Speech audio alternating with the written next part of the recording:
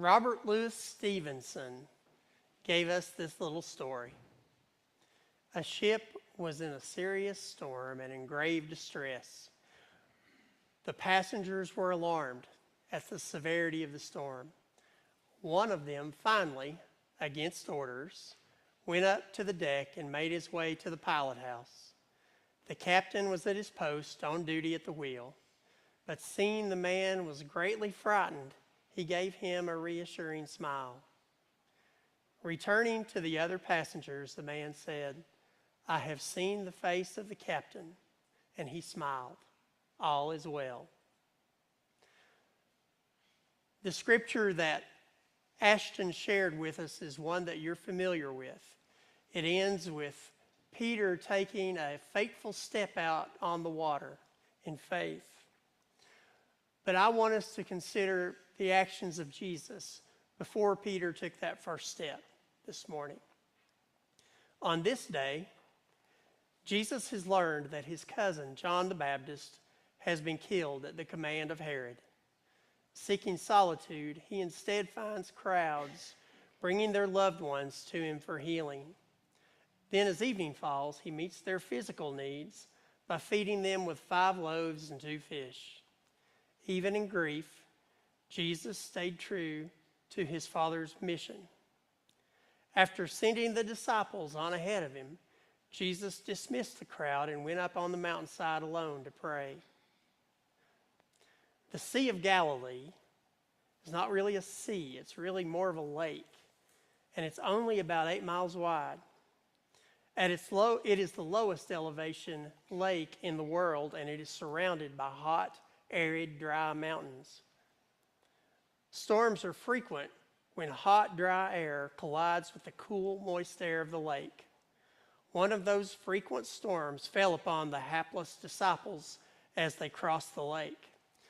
Jesus could have just stayed on shore and built a bonfire and said, "Come this way."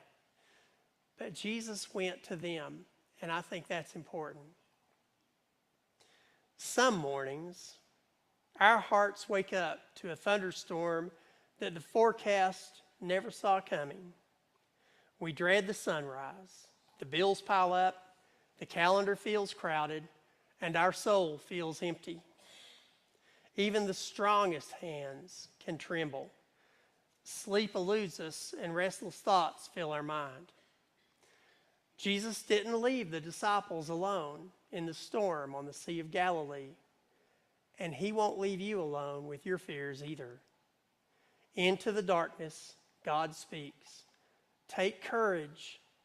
Don't be afraid. It is I. I am with you. I am your God.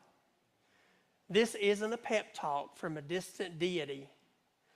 This is a Father who steps beside you in those dark moments. A little boy lived up north and was eagerly awaiting his friend's birthday party. His friend only lived a few blocks away. When the day finally arrived, a severe snowstorm was making driving hazardous. But the boy insisted that didn't matter. He could walk to his friend's home, and he could do it all by himself. He didn't need any help. In fact, he didn't want any help. He was a big boy now. Still, his father hesitated. "But Dad," he pleaded, "all the other kids will be there.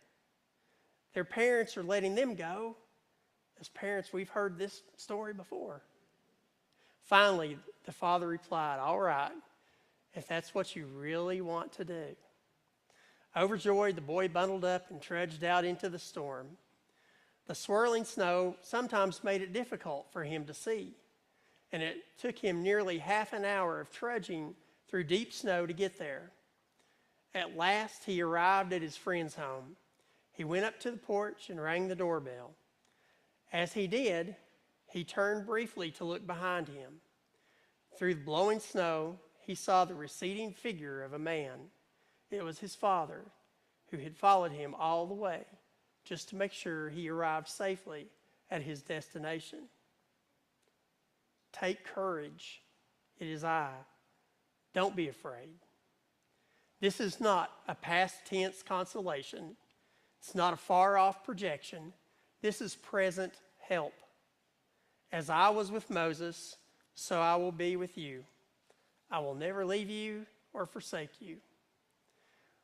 We don't pretend that the winds are calm. We proclaim that Christ is close. We don't deny the waves. We declare a hand that holds. God is with you. God is your God. And God will not let go.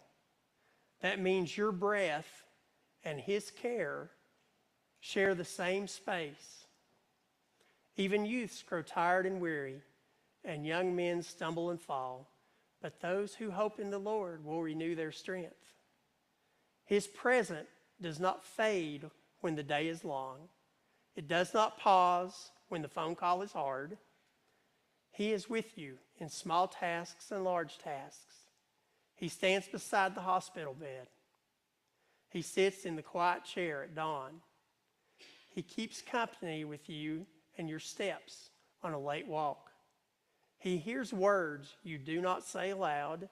He sees tears you don't want to show. He knows where you are weak before you feel it. He knows where you are strong before you see it. Queen Jezebel promised to kill Elijah. Elijah was afraid and ran for his life. I've had enough, Lord, he said. God sent an angel to minister to him. Strengthened, he traveled 40 days and 40 nights until he reached Mount Horeb, the mountain of God. There he went into a cave to spend the night. The Lord said, "Go and stand on the mountain in the presence of the Lord." Then a great and powerful wind tore the mountains apart and shattered the rocks. But the Lord was not in that wind. After the wind, there was an earthquake, but the Lord was not in the earthquake. After the earthquake, a fire, but the Lord was not in the fire. After the fire came a gentle whisper. When Elijah heard it, he pulled his cloak over his face and went out and stood at the mouth of the cave. Then a voice said to him, "What are you doing here, Elijah?" Repeatedly, Scripture shows this pattern. God draws close to frail people. Fear feeds on the thought of being alone. Fear grows when we imagine no support and no help. The promise of his presence starves that thought. You are seen. You are heard. You are kept. The Creator shares your address and walks your floor. God says, "I am your God." He claims you. He places his name over you. He is not an idea. He is not a tool. He is a father and a king. Your fears do not own you. Your past does not define you. Your limits do not erase you. You have cover. Let this shape how you see your day. Because he is your God, and his purposes for you are good. For I know the plans I have for you, declares the Lord. Plans to prosper you and not to harm you. Plans to give you hope and a future. He does not forget his people. He does not abandon what he starts. He pledges strength and help. He gives power when yours is thin. He gives aid when your path is steep. He supplies what you need to accomplish what he calls you to do. Strength shows up as steady breath, as a clear mind at the right time, as courage that rises when you stand, as patience that holds when the line is long, as a will to take the next step when you want to freeze. God will meet your needs. A friend texts at the right moment. Notices what others missed. Off that you need. A neighbor knocks when you could use a hand. A verse comes to mind before you speak. Doors open that you could not push. Paths close that would have harmed you. God hears short prayers, Lord, give me strength. Lord, please help me. He does not need long words or long prayers to move a mighty, righteous hand. Scripture speaks straight to your fear. You are not asked to drum up courage. God gives you a reason. Take courage. It is I. Don't be afraid. That voice settles the noise. So do not fear, for I am with you. Do not be dismayed, for I am your God. I will strengthen you and help you. I will uphold you with my righteous right hand. That quiet voice tells you who stands beside you. It sets a frame around the moment that you're in. I am your God. He is the maker of the heavens.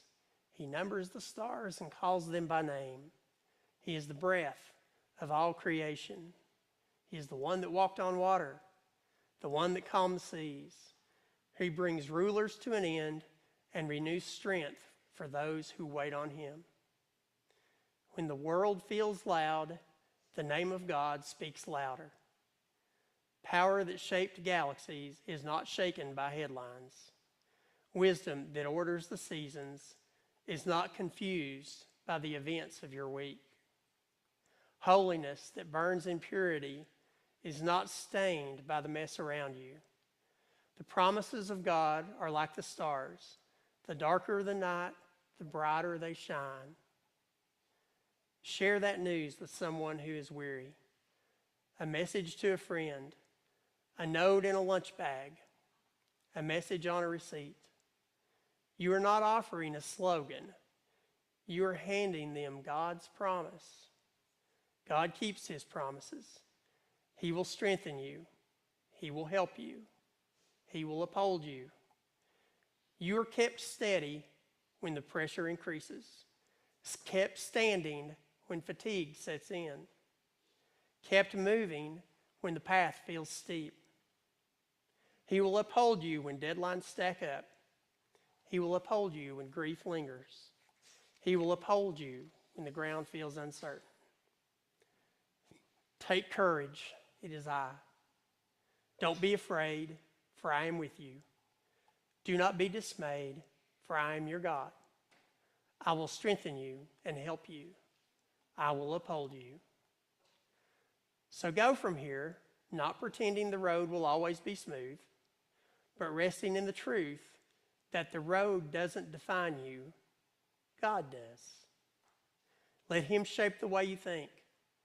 Let him shape the way you speak, the way you forgive, the way you offer your time and your gifts. He is with you in the ordinary, in the frightening, in the joyful, and in the routine. Let his presence slow down your hurry, strengthen your kindness, and free you to live with hope. Walk into this week knowing you're held by a love that won't let go.